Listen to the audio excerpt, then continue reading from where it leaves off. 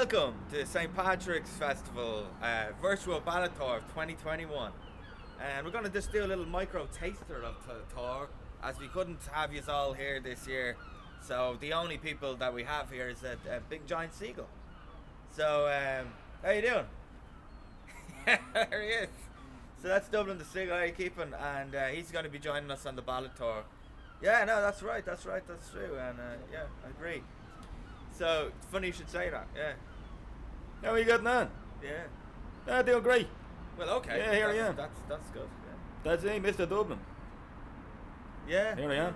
It's true. So you don't see as many. Yeah, there are not many seagulls around. Yeah. Anyway, so I'm going to start things off. I'm going to sing a song not as many, that incorporates St. Patrick, Brian Boru, the what can you great do? old lads. There's not many of us around, like, Irish no peace on the history in a ground. big way, in a song, a 19th century song that if you were caught singing, you'd be thrown into prison. So this is an illegal song, and it's called McKennas Dream, taken from the traveller tradition of Belt it out for the old fellas. Now this time in Ireland, there was penal times in Ireland, so you were only, as a Catholic, Irish Catholic, you weren't allowed to do many things. You weren't allowed to have knives and forks, because they were afraid you could use them as weapons. What a dream it is. Spoons, all these sorts of ridiculous rules that came in with the Battle of the Boyne in 1690. You're only as So good if as you your think last about the bit. Battle of the Boyne, King James II, he was fighting against Are you joking? his daughters and his son-in-law. So how do you win a war against your own family? Pure He's madness. fighting against who would later become Queen Anne, Princess Anne, and Queen Mary, and William of Orange. And they were all his, like, William Orange was his in-law, and he's fighting a war against the two daughters. So you can't really win a war against the two daughters. But the fallout of the Battle of Aughrim and the Battle of the Boyne was that a lot of the Catholic land in Ireland was surrendered to Protestant landholders. So Catholics didn't have any land or didn't have anything. So this is one of the songs to start us off, and it's called McKennas Dream, and I'm going to sing it for you and the seagull. One night late I chanced to stray to distant shores far away, where on the green in slumber lay, the moon sank in the deep. I came upon a ruined mound, while the wild wind whistled round. The ocean made a solemn sound, it lulled me fast asleep. I dreamed I saw that hero true, who did the Danish force subdue. With honor bright, with wrath he drew, these words he said to me. My heart with rapture yet shall sound, my children's chains shall be unbound, and they shall rally safe around the blooming laurel tree. I thought the band played Patrick's Day to marshal all in grand array, caps and colours, feathers gay, the marching warlike glow, drums and trumpets loud and shrill, cannon upon every hill, pikemen new with valour thrill, to strike a fatal blow. We gave 3 cheers for liberty, as the enemy all broke and flee.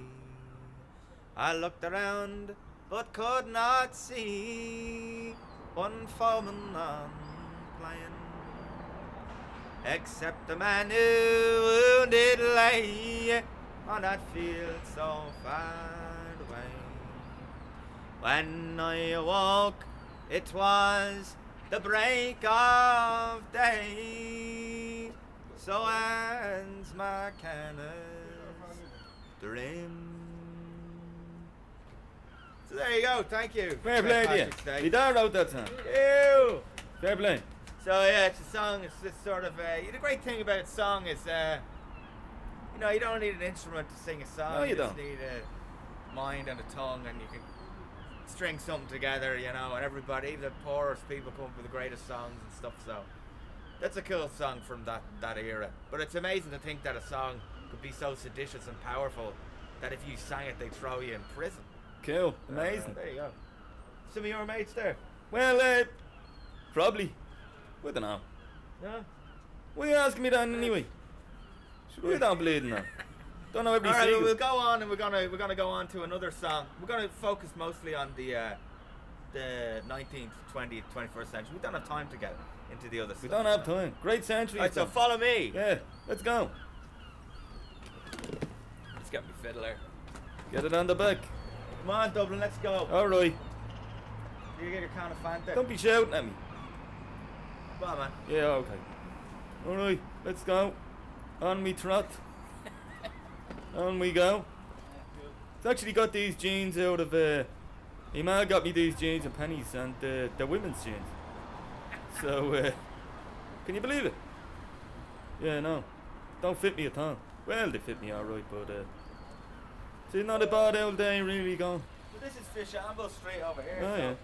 This would have been the street that all the fishwives and alewives would have been gutting fish along this street. It's a real old street. This is one of the oldest parts of the city. Oh yeah. And it's the Viking part of the Oh, city. those boys. So this is where all the dens of iniquity and casinos would be. Ah, right. Actually, down there, down that hill. you Bleeding see hell. those two lads having a smoke or whatever. Oh yeah. Down that hill, there was once a statue of Satan. What? A wooden statue of the devil. Can you believe under that? Christ Church. I don't know about that. And there was a famous pig murderer from around there, Cook Street. And what he did is he had a big fight with this cobbler, and they thought this demon pig was killing all these young women, but so they burnt all their pigs in a giant funeral pyre, which would be like burning all your money. And then they discovered this lad, this cobbler, this waxy cobbler, was going along, and it was lashing rain, and they didn't have umbrellas in those days. And he put a bonnet on, his wife's bonnet, and then he was along one of these alleys, and he ran into this man with a pig on his head and a knife, and he had a fight with the pig, and he killed the pig man. And then they were like, oh, we burnt all our pigs for no reason. It was this lad dressed up like a pig who was killing all the young girls. Jeez. There you go. Fair play to him. I mean, well, you know. Well, I wouldn't say that, but Well, you know, what would you say? yeah, no, it's a terrible thing, really. Well, you know, it is terrible, but Pig murderers. no, fair play to the cobbler, man, you know. There you go. Yeah. Some of the stories. Stories. The storied city of Dublin. Here we are in one of the many laneways and byways of Dublin City. Now, this would have been a famous stomping ground or venue of the blind gleeman Zozimus. Now, not Zozimus, Oh, yeah. the philosopher from ancient Alexandria who discovered the philosopher's stone that would transmute lead into gold. Zozimus took his name from that historical Zozimus. Know about Because that, he man. transmuted the misery of Dublin life into gold. And he Heaven was forbid famously the very misery. optimistic. And he was a cool dude. He was blind. He couldn't see. Oh, jeez. How are you, Put your boys? hands up there, please. Ah, don't But be to cheeky. his mother's astonishment, Don't be cheeky. he could Cheeky remember little everything fella, that yeah. was said to him. He had an amazing memory. So he had what they called an ink blot memory in that time, what they call like photographic memory now.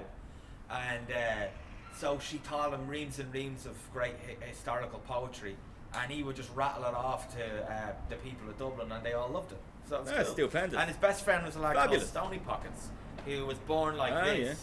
So his mother filled his other pocket with stones to kind of balance him out, and he was famously Now very that's a good mother. pessimistic, which is no surprise because I don't know. it would have been hard to go about life with a load of stones in your pockets. And there's another right weird there. Dublin character, another one called Tie Me Up, who used to Man, they used look to at a weird run Dublin around character. up and down O'Connell Street Bridge covered in chains and ropes saying, tie me up, tie me up, tie me up, tie me up. And then they tie him to a lamppost and they go, untie me, untie me. Yes. And he would do that all day. And people who walked up and down the bridge would ignore him. But people who were like visitors or whatever would be like, what's going on? This lad is going mental. So what else Whereas would you be people doing? would be like, don't tie him up, just ignore him.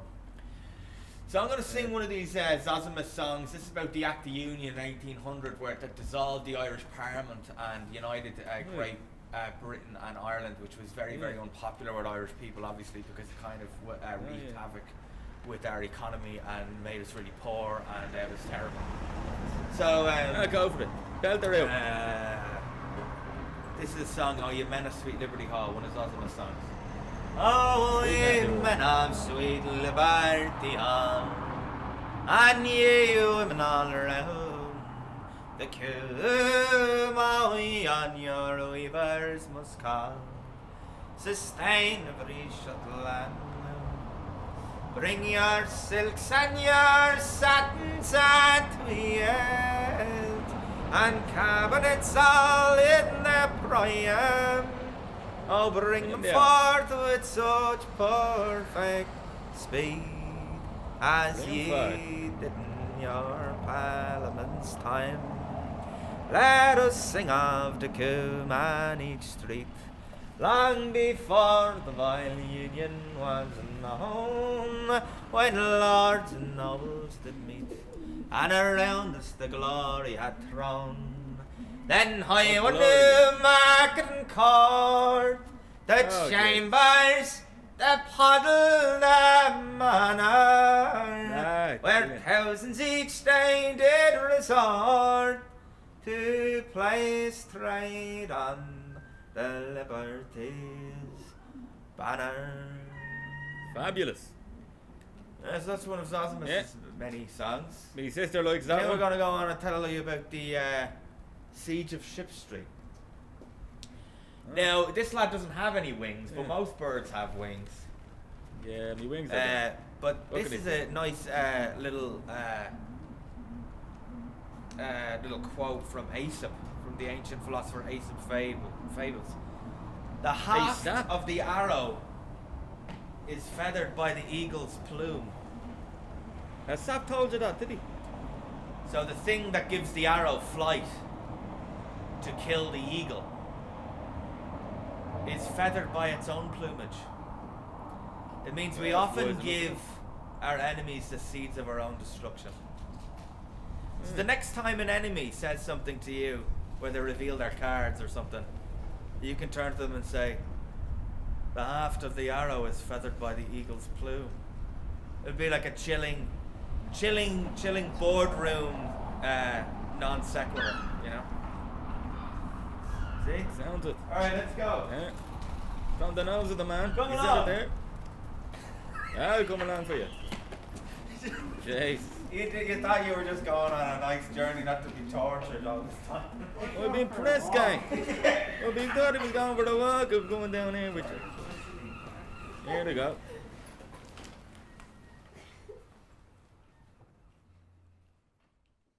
Here we are in Dublin's Great Mausoleum, Ireland's largest cemetery to my knowledge. For over 1 million Irish men and women and children are interred for their eternal rest. Now, I want to sing to you a song about Daniel O'Connell. Daniel O'Connell could speak about for hours. The great emancipator, the liberator of the Catholic Irish. He was given an education due to the ingenuity and guile of his grandfather, John O'Connell. John O'Connell was a captain in King James II's guards, a cavalryman. And when he died in 1741, he said that my adherents and my progeny will not suffer the same penal laws that the cruel crown has put upon my people. And he said, "Sow a fly or two into me mouth upon my death." And so they did. And with the buzzing of the fly, the coroner at his deathbed mistook it for the murmuring of words. And so the O'Connells kept their land and their money, and they were able to educate their children. And Daniel O'Connell was educated in France. And around the time of the French Revolution, he met his neighbours, John and Henry Shear. And John and Henry Shear were waving a handkerchief, a cloth daubed in the blood of King Louis XVI. And Daniel O'Connell took an immediate dislike or effrontery to violence from that day forth. Though his family probably were no stranger to violence, being smugglers of the Iberian Peninsula. But however, Daniel O'Connell emancipated the Irish Catholics of this island. Now, he was synonymous for creating the phrase West Britain, because he said that Ireland could be a West Britain if we only had our rights, which has obviously become synonymous with an insult for anyone who isn't Irish and is a bit British or a bit eager to be ruled. Now, he's buried over there in that tower, and his heart is in Rome, but we're not going to go to Rome, we're just going to go over there. This story, this song, Daniel O'Connell, despite all his great achievements, had some faults. He was only human. And because he was so very popular with everybody, he had a lot of extramarital affairs with young Irish, beautiful Irish women. And it was said that you couldn't throw a stone in a field in Ireland without hitting a bastard of Daniel O'Connell on the head. So this song is sort of a science fiction song, whereby an old woman and a tinker are exchanging the news, they're talking to one another, and the old woman asks the tinker, "Have you got any news?" And the tinker says, "I've no news at all, except for our hero, brave Daniel O'Connell. He's now making babies be land of his steam." Meaning that he is artificing children out of steam power. Or at least that's what the old woman took his meaning to be, because she didn't want to believe the great hero was having affairs here and there and everywhere, when the tinker may as well have meant, oh, he's making lands of his steam, he's making babies be steam, as in he's making babies with the rapidity of a steam engine. He's making so many children, he's like a great train steaming across Ireland, making kids everywhere. But the old woman doesn't want to believe that Daniel O'Connell, the emancipator who got them their rights back, would do such a thing. So she chooses instead to believe that he's making robot children. Alright, so I'm going to go and sing that song up by his burial place, so come and join me.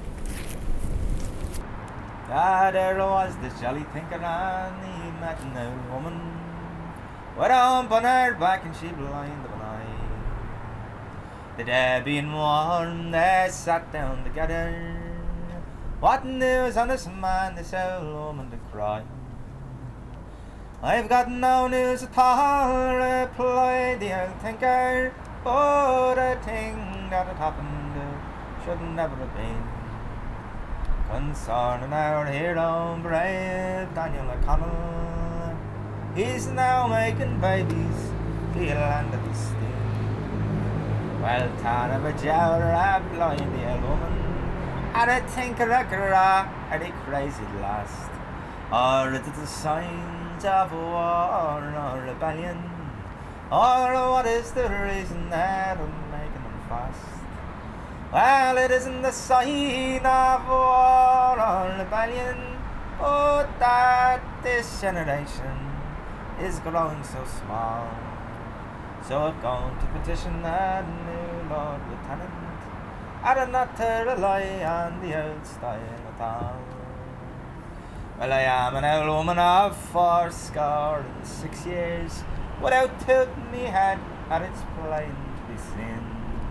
But if that rogue does provoke me, I'll lay down the wager that I'll make better babies than him in his steam. Long life to your courage, replied the old tinker. Long life to your courage, your youth and your prime. And if all the young ladies in Ireland were like you, O'Connell could leave his steam engines aside. But he is so pugnacious, likewise vivacious. When a young man comes near them, they knock out his eye. And so there remains old maids in the corner, not a soul for the prey, for their soul and to die. But there's good men in Ireland as well as in England. Strong heart, the young fellas, of be land of be sea. And as for our hero brave Daniel McConnell, and God rest his soul, he was born the old way. There, thanks. So here we are at Down Gate, Down Street. Take two. This is once the front gate of the Dublin City Viking. Oh, and a beautiful gate. The last king of Dublin, Askell MacCurkle, fled this city, and John the Wold was involved in the great battle right here. And the story goes that when the Normans arrived, the Vikings were waiting for the Normans for so long that they decided to leave the castle, the safety of the castle, and sally forth. And when they came back, the Normans were in the citadel. So they had to try and fight their way back into the interior of the castle, which is mad. And so this song is by James Joyce. It's written in the early 20th century. And when James Joyce was asked, what do you think about the foundation of the new republic, or not the republic, but the new state, the new free state of Ireland? And he said, "Oh, what could I say but declare myself its first enemy?" Holy God. Because his idea in this song is, what does it matter to the individual who's in charge? So I don't know. I don't necessarily believe that, but this is a song. It's all about Humpty Dumpty. Oh, about me. Oh my God. Hello. Happy Dewey. Oh God, I'm delighted. So can't wait to hear it. I'll sing it for you now. Have you heard of one Humpty Dumpty? How he fell with a roll and a rumble, all curled up like Lord Oliver Crumble, at the butt of the magazine wall, from Pelton. He was one time king of the castle. Now he's kicked around like a rotten old bastard. After Green Street will be sent by order of his worship to the penal jail of Mountjoy, to the jail of Mountjoy, jail him with joy. He was the father of all schemes for the bottomless, slow coaches, immaculate contraceptives for the populace, maize and milk for the sick, 7 dry Sundays a week, open air religious reform, how hideous and foreign. Otherwise, you couldn't manage it. I'll go bail you me fine Derry McDallen, like the bumping bull of the Cassidys. All your butter is in your hands, butter is on. Sweet bad luck to the waves washed to our island, the hooker, the hammerfast Viking, and Gal's curse in the day that a Blana Bay saws black and tan man of war, in the harbour barn. He was jilting my Wellington's monument, Aratorius hippopotamus, when some bugger stripped down the last strap of the omnibus, and he caught his death of his fusiliers, with his rent and his rears, give him 6 years. Then we'll have a free trade Gael band and mass and meeting for the sod that brave slave to Scandinavia. And we'll bury him down in Oxman's town, along with the deaf and dumb Danes and all their remains. Down at all his men, not his horses, will ever resurrect his corpus. But there's no true spell in Connacht or hell that's able to raise a chain. Hey, there's a bit of wonderful stuff. Poetry from James Joyce. What do you think of that as a summation of your character? Well, it's okay. It's good. I thought it was exciting. I'm happy to be here. Happy to be alive. Yeah. It's good. Thumbs up. Yeah. I mean, it's a controversial. Sure, aren't we all? In our own way. We all. Thanks a lot. We all are. Okay, thank you very much. 20th century, we're going to move on to the 21st century. Oh, yes. Thank you. Right, yeah, I'll see you later. I'll see you later now. Yeah, goodbye. Now, it was lovely to meet you all. Bye-bye.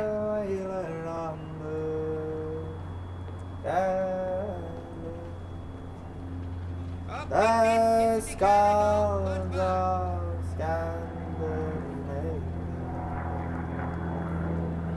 smoke of Daniel's parade. Say Daniel, Saint Patrick of Armagh, deliver me from fight. But the starlight over, let me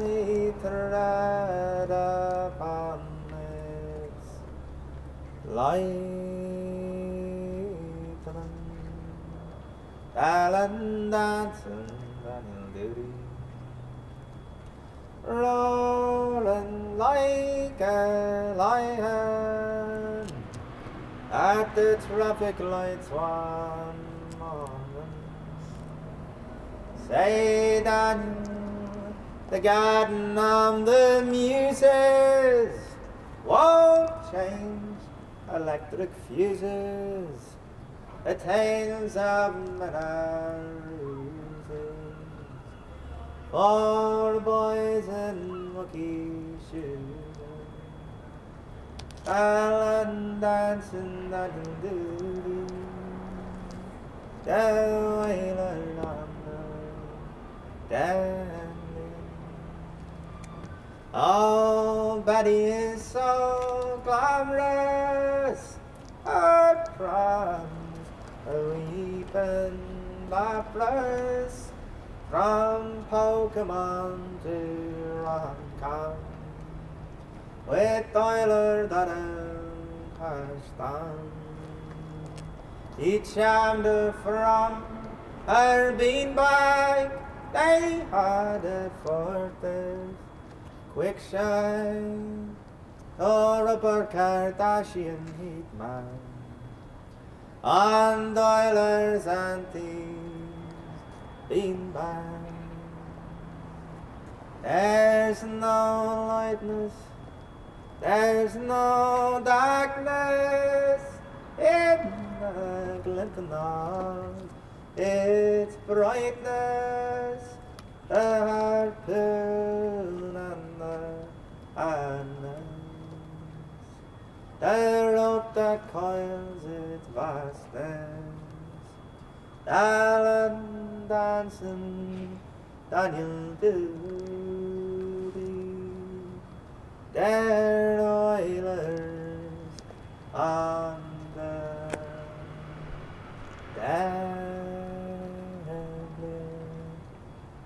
That's it, Seagull. I guess me and you better hit the bricks. Or hit the skies. Put her there. You wouldn't dance to that now. But, whatever. It's the learning nothing that keeps us young, as the man says. Do a dancey number, you know? See you later. See you Artist later. Festival. I don't know when. Maybe one day this crazy world will turn upside down. I'll see you on the Who knows? flip flop. Yeah, give your hand. Here you in. are. Thanks. La dee dee dee daddle doodle day. Would you not do more if it's a dancing Daniel fella? Would you not do more dancing?